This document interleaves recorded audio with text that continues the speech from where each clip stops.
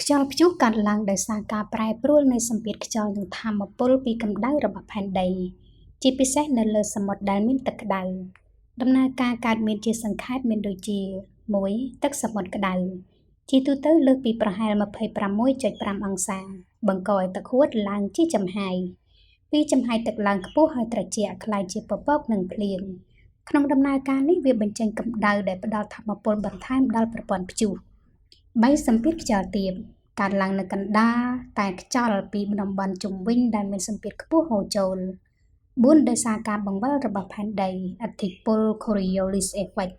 ខ្យល់មិនហូរត្រង់ទេប៉ុន្តែបង្វិលជុំវិញកណ្ដាលព្យុះប្រសិនបើមានថាមពលគ្រប់គ្រាន់នោះព្យុះនឹងកាន់តែរីកធំឡើង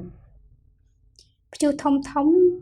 បើមើលពីលើផ្កាយរណបវាមើលទៅដូចជារង្វង់ធំដែលមានដៃពពកបង្វិលជុំវិញកណ្ដាលរូបរាងរបស់ព្យុះមាន3ផ្នែកសំខាន់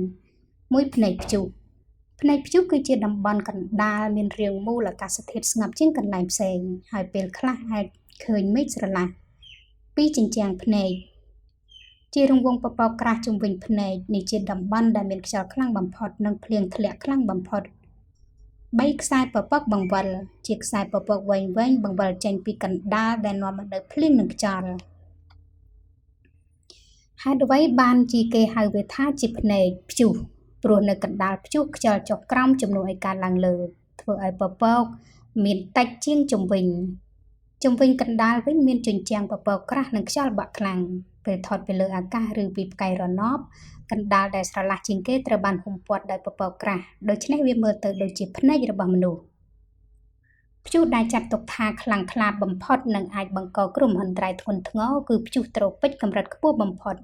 ដែលមានឈ្មោះខុសៗគ្នាតាមតំបន់ប៉ុន្តែជាប្រព័ន្ធអាកាសធាតុប្រភេទដូចគ្នាប្រភេទព្យុះទាំងនោះមានដូចជា 1. Hurricane នៅមហាសមុទ្រអាត្លង់ទិកនិងប៉ាស៊ីហ្វិកភាគឦសាន 2. Typhoon នៅប៉ាស៊ីហ្វិកភាគពាយ័ព្យ 3. Cyclone នៅមហាសមុទ្រឥណ្ឌានិងប៉ាស៊ីហ្វិកខាងត្បូងទាំង3នេះគឺជាព្យុះប្រភេទដូចគ្នាគ្រាន់តែហៅខុសគ្នាតាមតំបន់និងភូមិសាស្ត្រ